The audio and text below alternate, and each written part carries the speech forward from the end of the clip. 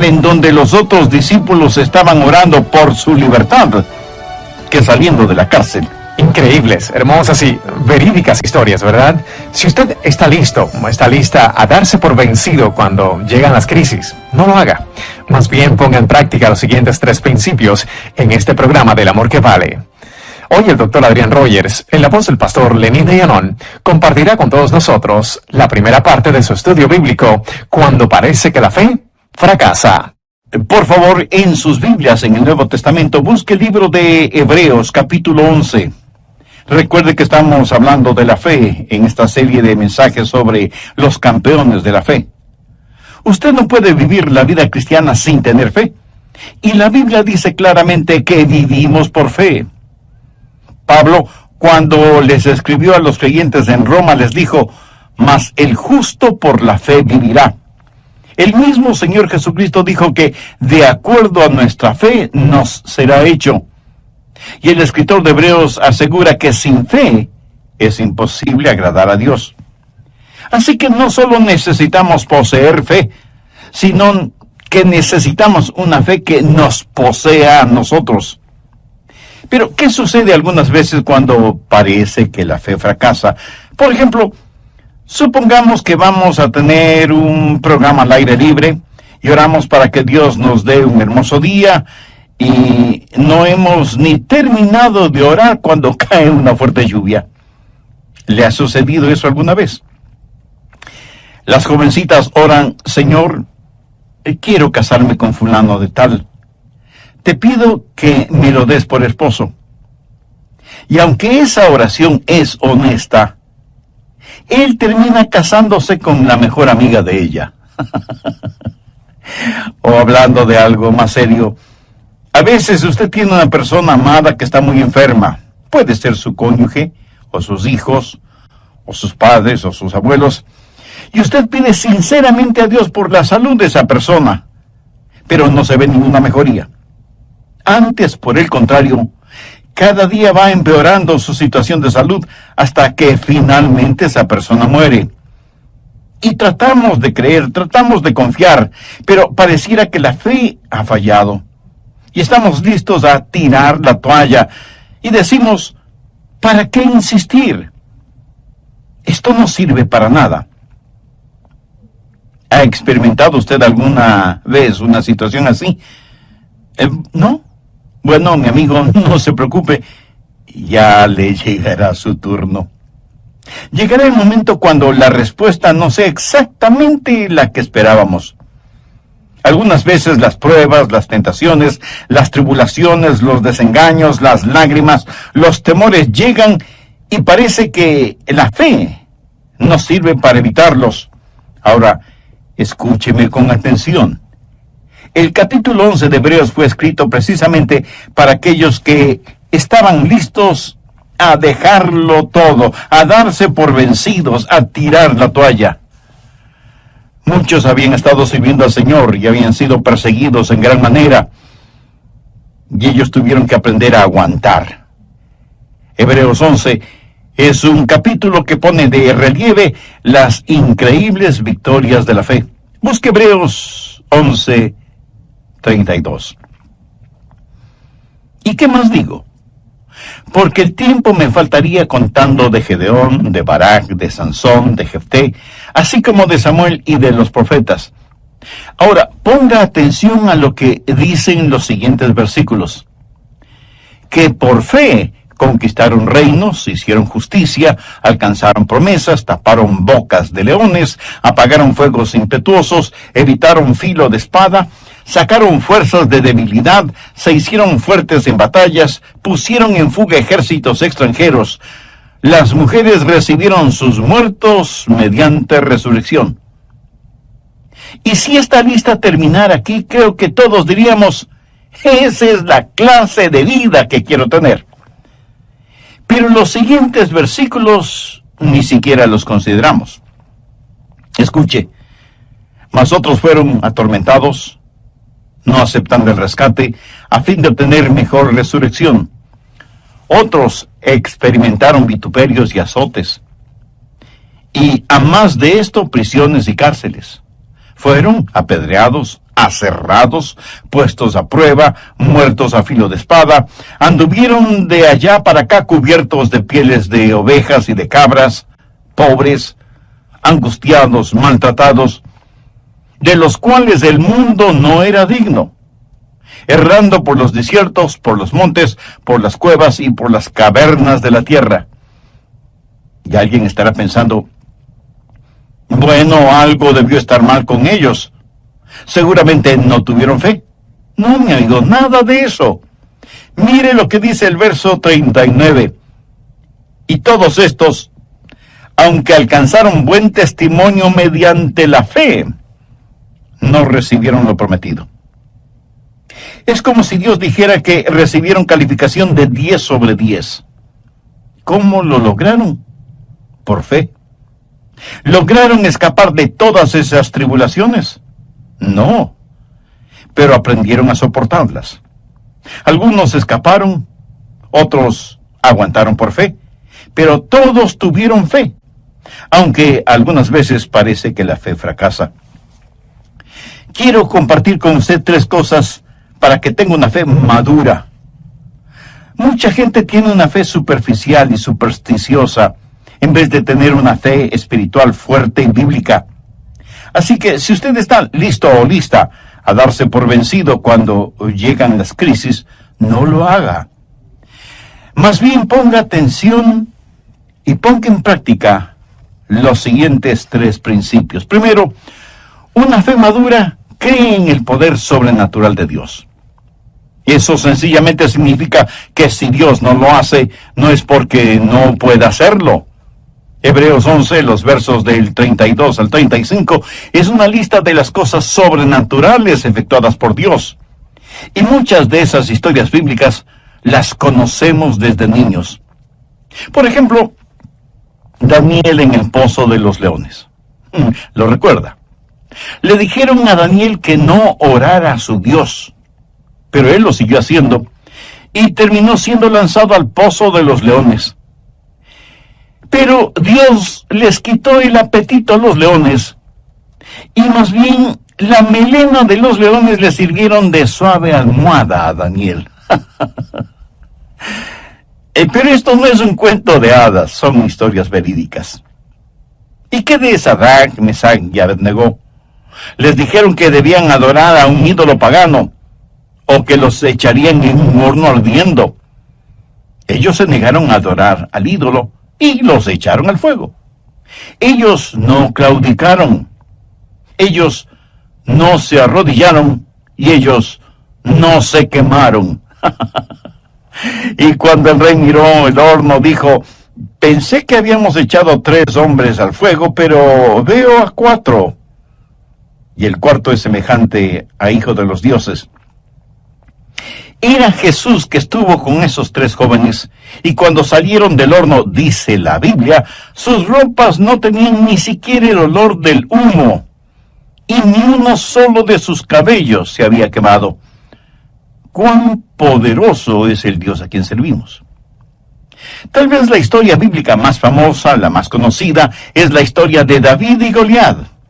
Goliat tenía casi 3 metros de estatura, y todo el mundo le tenía miedo, menos David. David era un joven pastor. Y mientras todos pensaban que Goliat era demasiado grande como para atacarlo, David pensaba que era demasiado grande como para no dar en el blanco. Mientras todos pensaban, Goliat es mucho más grande que nosotros, David pensaba, cuán pequeño es Goliat frente a Dios. Y Dios le dio a David la victoria sobre Goliat. En el Nuevo Testamento tenemos la historia de Simón Pedro, puesto en prisión por el malvado Herodes. Y un ángel se aparece en la cárcel y le dice a Simón Pedro que se levanta y se vista. Y no es que se escapan sigilosamente. Salen de esa prisión en forma impresionante. Los cerrojos y cadenas cayeron, las pesadas puertas se abrieron y salieron fuera de la prisión. Es interesante el notar que, de acuerdo a la narración bíblica, Pedro tuvo más dificultad entrando en el lugar en donde los otros discípulos estaban orando por su libertad que saliendo de la cárcel. Increíbles, hermosas y verídicas historias. Si usted ha caminado con Jesús por un largo tiempo, cada uno de ustedes seguramente tendrá experiencias como esas, cuando Dios en forma milagrosa, sobrenatural e inexplicable obró en su corazón y en su vida. Y usted dijo, alabado sea Dios. El sobrenatural poder de Dios. La fe madura cree en el poder sobrenatural de Dios. Y jamás diga que hay algo que Dios no pueda hacer. Dios lo puede hacer todo, menos fracasar. Ahora, si usted piensa que estoy tratando de minimizar lo milagroso en este mensaje, es que no he entendido todo el asunto.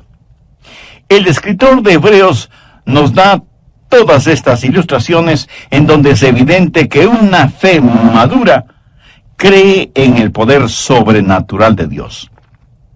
Segundo, una fe madura se inclina frente al propósito soberano de Dios. No solo está el poder sobrenatural de Dios, sino también el propósito soberano de Dios. Oh sí, a veces los caminos de Dios son misteriosos, pero eso no significa que sean inciertos o débiles. Hebreos 11:37 dice que algunos de los campeones de la fe fueron apedreados. Zacarías, el profeta, fue apedreado hasta morir. Lo mismo sucedió con Esteban. Cuando Simón Pedro, lleno del Espíritu Santo, predicó, como 3,000 almas se salvaron. Cuando Esteban, lleno del Espíritu Santo, predicó, a lo mejor 3,000 piedras le cayeron encima, hasta matarlo. Hombres llenos del Espíritu Santo, campeones de la fe. Otros fueron aserrados. Seguramente se refiere a Isaías, quien, según la tradición, fue puesto en el tronco hueco de un árbol por orden del rey Manasés, quien odiaba al profeta, y ese árbol fue cortado con un serrucho. El rey pensó que así se burlaba del profeta de Dios. ¿Se puede imaginar ser cortado en 2 partes con un serrucho? Parece que desde tiempos antiguos algunas personas tenían especial placer en torturar a hombres y mujeres de Dios. Hoy sigue siendo lo mismo. La única diferencia es que las torturas son más sutiles, sofisticadas y hasta científicas. Se dice que a los primeros creyentes los vestían con pieles de animales y luego los soltaban en los bosques para que sirvieran como presas de cacería y fueran perseguidos por los perros de caza. Otros cristianos servían de alimento a los leones en el Coliseo romano, en donde multitudes sedientas de sangre exigían que, como parte del divertido espectáculo, los cristianos fueran destrozados por los hambrientos leones. Leí en el libro de Mártires que a los creyentes los metían en fundas llenas con serpientes venenosas. A otros los amarraban en postes en la playa durante la marea baja para que durante la marea alta se fueran ahogando lentamente. Warren Wiersbe, quien fuera gran hombre de Dios, dijo, es mejor que usted no trate de aprender su teología de las circunstancias, porque si lo hace, llegará a la conclusión de que Dios no le ama. Permítame darle un ejemplo de esto. En Juan 11:5 leemos, llamaba a Jesús a María, a su hermana y a Lázaro. Y la Biblia dice que Lázaro se enfermó y murió. Y Juan 11, los versos 14-15, dicen lo siguiente. Entonces Jesús les dijo claramente, Lázaro ha muerto, y me alegro por vosotros. Pero ¿cómo puede ser eso?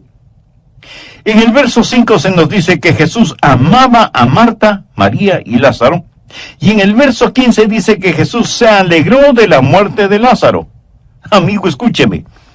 Si usted trata de reconciliar ambas cosas sin conocer la totalidad de la historia, tendrá que decir, pastor, hay algo muy confuso en eso. Verá, Dios tenía un plan extraordinario para Lázaro. ¿Estamos de acuerdo? Bien, Dios nunca ha prometido que no tendremos dificultades, pero sí ha prometido que al final tendremos la victoria.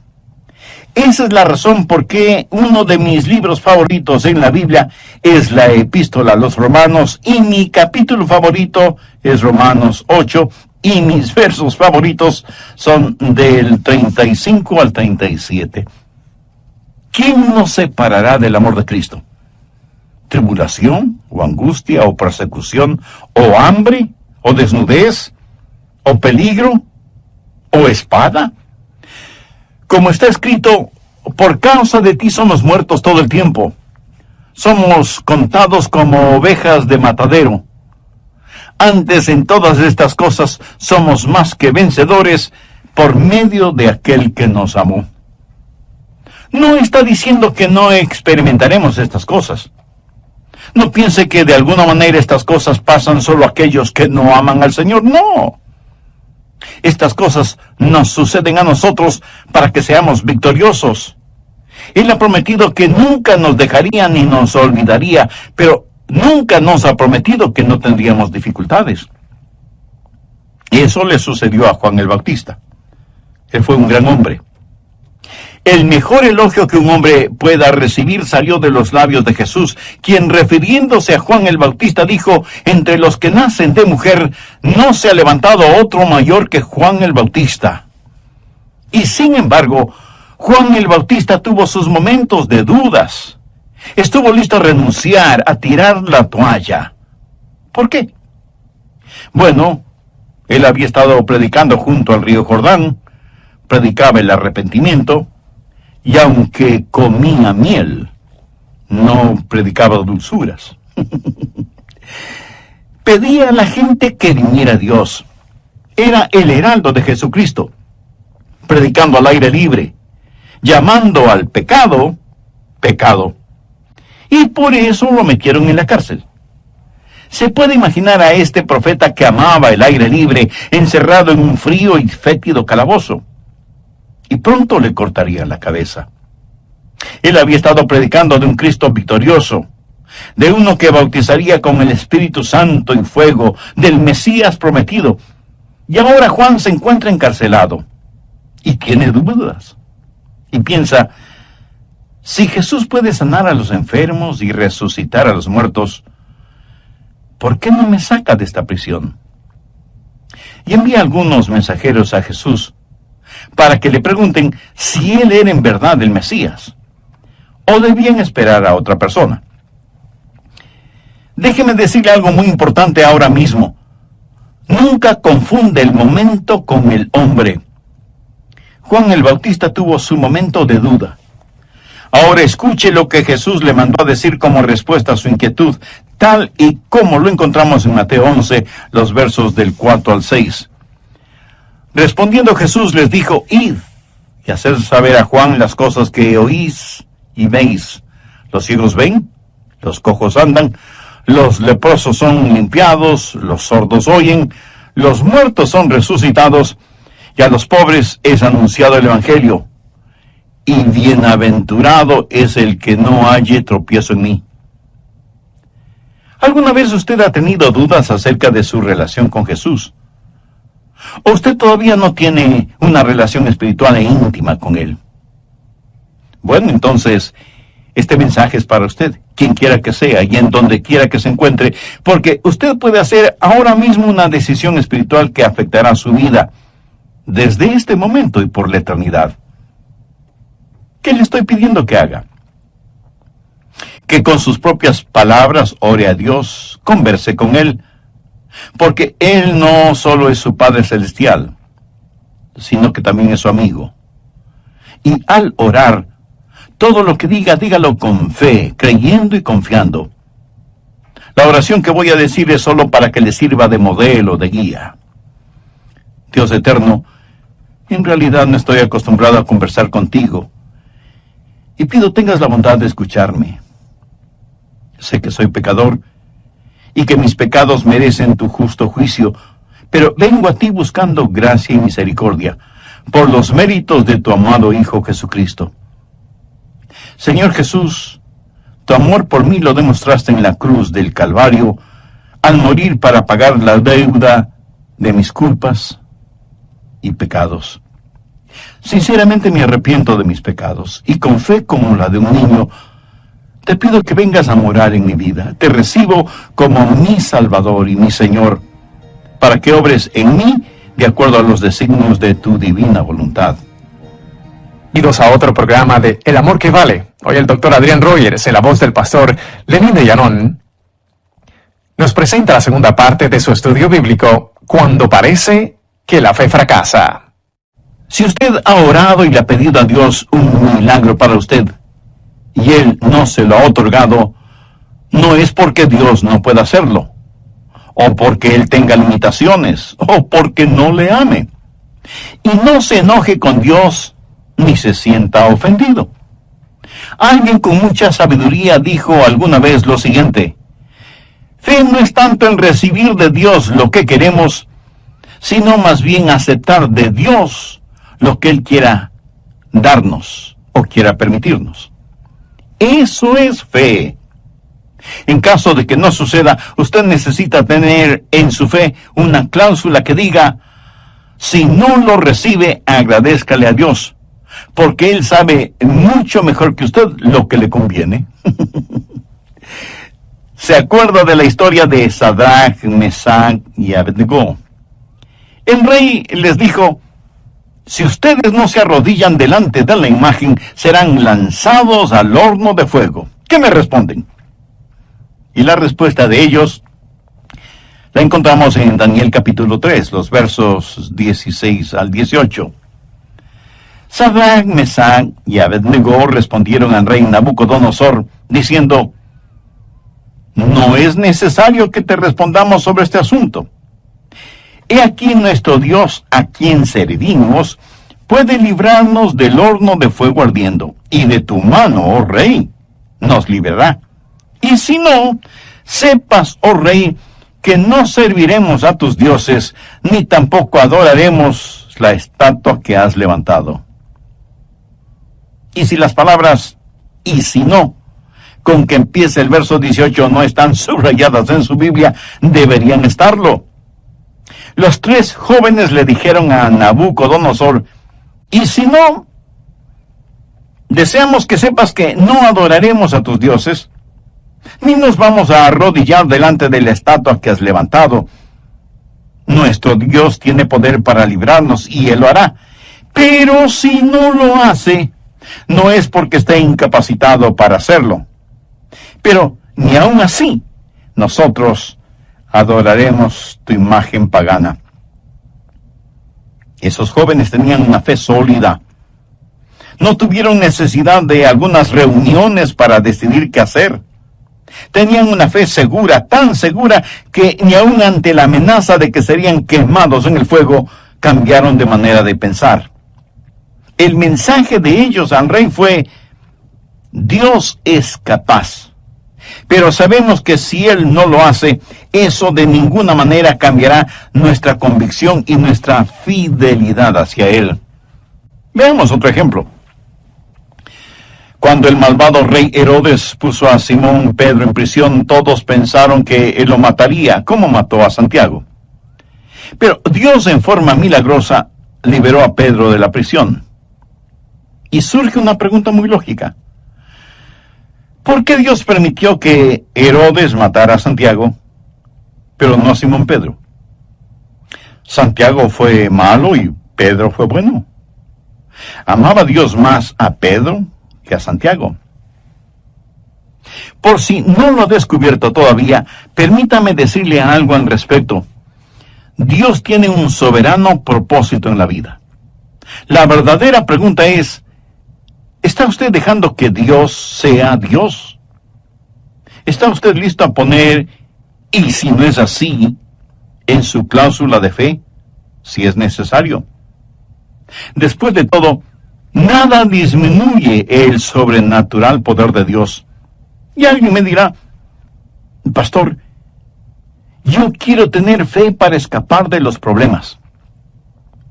Bueno, espero que la tenga.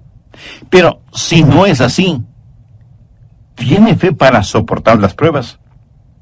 Deseo que usted tenga una fe que sane, pero si no es así, ¿seguiría alabando y adorando a Dios aún estando enfermo?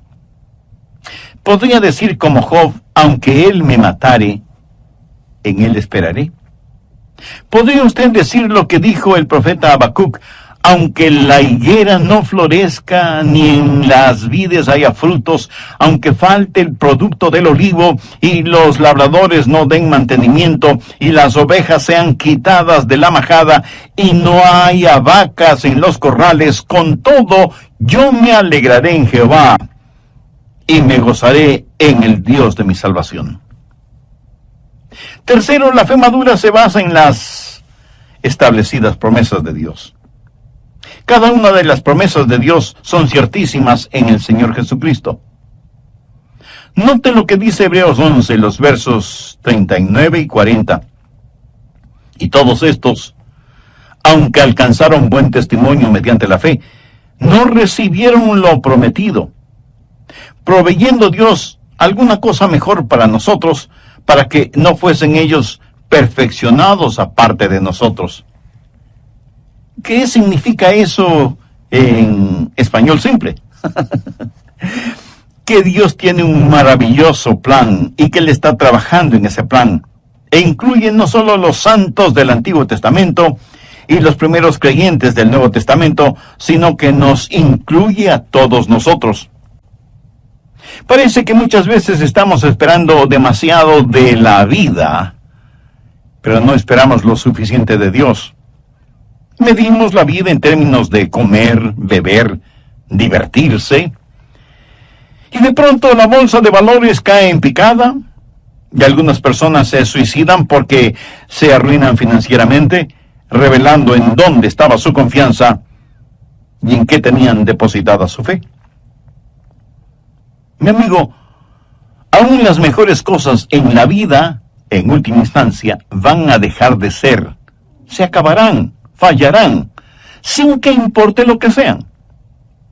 Usted se enamora profunda y honestamente de una muchacha, y del período del enamoramiento pasa con gozo a la época del noviazgo, y finalmente llega el día del matrimonio. Todo es dicha, felicidad. La vida en realidad parece el color de rosa, por un tiempo, por unos cuantos años.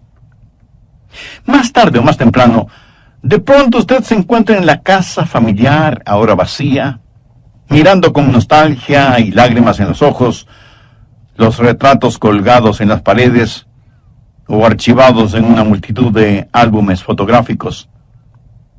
La vida es tan breve y pasajera, y si usted está esperando todo en esta vida, no quiero desilusionarle. Pero no lo va a conseguir porque siempre le faltará algo. Usted necesita descansar en las grandes y eternas promesas de Dios. Y si las cosas como que se le vuelven de cabeza y usted pierde todo su dinero, recuerde que de todas maneras, eso no es su más grande tesoro. Si usted nunca llega a ser conocido y famoso, lo que en realidad cuenta es lo que Dios piensa de usted. Y si usted tiene algún ser amado que cree en el Señor Jesucristo, y esa persona va a la presencia del Señor, imagínese la reunión familiar que tendrá en el cielo. Jesús dijo en Mateo 5:5, bienaventurados los mansos, porque ellos recibirán la tierra por heredad. Tenga una actitud de mansedumbre en nuestros días, y el mundo pasará por encima de usted. Aún los religiosos liberales. ¿Ha desaparecido por eso la mansedumbre? De ninguna manera. Habita donde quiera que estén los genuinos hijos e hijas de Dios. Cuando estamos en una reunión de oración, ¿qué es por lo que más pedimos? Pedimos más por nuestras necesidades personales, y nos sentimos muy piadosos si oramos por los enfermos, propios y ajenos. ¿Cuánto y cuándo en realidad oramos por las almas perdidas?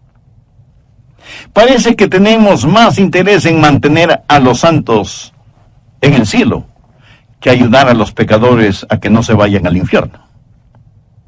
En Juan 17, verso 24, encontramos estas extraordinarias palabras de Jesús. Padre, aquellos que me has dado quiero que donde yo estoy, también ellos estén conmigo, para que vean mi gloria que me has dado. La iglesia es la novia de Cristo. ¿No cree usted que el novio quiere tener con él a su novia? Pablo, escribiendo a los filipenses, les confesó, porque para mí el vivir es Cristo y el morir es ganancia. A veces nosotros ponemos las cosas al revés. A veces la gente mira alrededor y dice, esa iglesia se está derrumbando. Y no se refieren a los daños físicos en el edificio, sino a su testimonio espiritual. Pero claro, muchos ignoran las palabras de Jesús. Edificaré mi iglesia y las puertas del Hades no prevalecerán contra ella. Amén. La genuina iglesia del Señor Jesucristo no está muerta, porque las promesas de Dios son ciertas. He hablado del sobrenatural poder de Dios, del soberano propósito de Dios y de las seguras promesas de Dios. Antes de finalizar, quiero leer una carta que nos envió una hermana en Cristo que escucha este programa radial. Ella recibió esta carta como herencia. Es una de las más conmovedoras y punzantes cartas que he recibido. Dice así: ¿por qué sigo a Cristo? Yo no he visto clara evidencia estadística de que menos creyentes mueran de cáncer en relación con los no creyentes, o que estén inmunizados de una mejor manera contra las enfermedades que afectan a la humanidad. Algunas de las personas más bondadosas y desinteresadas que conozco han sido personas con mala salud. Y el hecho de que sean cristianas no ha sido una protección contra las enfermedades. Por lo tanto, yo no seguiré a Cristo por promesas de buena salud, aunque tampoco voy a discutir o a negar, pero no voy a seguir a Cristo por una prometida sanidad física. No he visto ninguna evidencia de que los creyentes escapen de los desastres y accidentes más que los no creyentes. He ayudado a queridos amigos a limpiar el lodo de sus muebles, cajones y electrodomésticos después de desastrosas inundaciones. Recuerdo haber llevado ropa a una viuda con 5 hijos después de que su casa fue reducida a cenizas por un incendio. Una bala perdida no cambia de rumbo frente a un creyente. Por lo tanto, no seguiré a Cristo por una prometida protección contra los desastres. No me burlaré de increíbles rescates, ni negaré que la providencia ha obrado y continuará obrando por el bien de los hijos de Dios, pero no seguiré a Cristo solo por buscar protección contra accidentes y catástrofes. No veo que los cristianos sean especialmente favorecidos con riqueza y prosperidad. Hemos visto cómo los ricos oprimen a los pobres. Y la justicia de ninguna manera es perfecta en este mundo. El salmista dijo, no he visto justo desamparado, ni su descendencia que mendigue pan. Y en las más profundas necesidades de esta vida, eso es verdad. Pero todos conocemos o hemos visto a gente de integridad que no prospera. Por lo tanto, no seguiré a Cristo por la promesa de verme libre de necesidades materiales o por la esperanza de afluencia financiera. No estoy seguro de que los cristianos tengan fuertes personalidades o padezcan menos neurosis que los no cristianos. Pero sí sé que no hay amargura más intensa que la amargura religiosa, ni arrogancia más insufrible que la arrogancia religiosa. He visto a creyentes sufrir incapacidades mentales y emocionales, y aunque pueda parecer herético, no estoy seguro que yo estaría gozoso de vivir en la misma casa con los apóstoles Pedro o Pablo. Dios quiere que la mente de Cristo sea formada en nosotros, y no tengo ninguna duda que las actitudes y acciones cristianas serán mejoradas por la clase de cristianismo que cada uno practica, pero no seguiré a Cristo por una promesa de tener una personalidad encantadora o en busca de popularidad. ¿Por qué entonces sigo a Cristo? ¿Por qué ser un discípulo de Jesús cuando eso puede complicarnos la vida tal y como Él mismo lo advirtió? Yo le sigo por una sencilla razón. En Jesús vemos el rostro de Dios. Él es la verdad, la eterna verdad, Dios encarnado. Sé que por su muerte, vida y resurrección, soy reconciliado con Dios, el dador de la vida. Estoy seguro que nada puede separarnos del amor de Dios. Él tiene todo el poder y confío en Él y sus promesas. A Él le ofrezco mi vida, saludable o enferma, joven o llena de años. Eso no importa. Jesús es la única cosa cierta en un mundo totalmente incierto y debe ser adorado. No para que algo me pase o algo suceda en el mundo, sino porque Él es Dios y por medio de Él está reconciliando al mundo con Dios y con Él mismo. Él me salvó y es mi justificación. Es el imán que todo lo sostiene.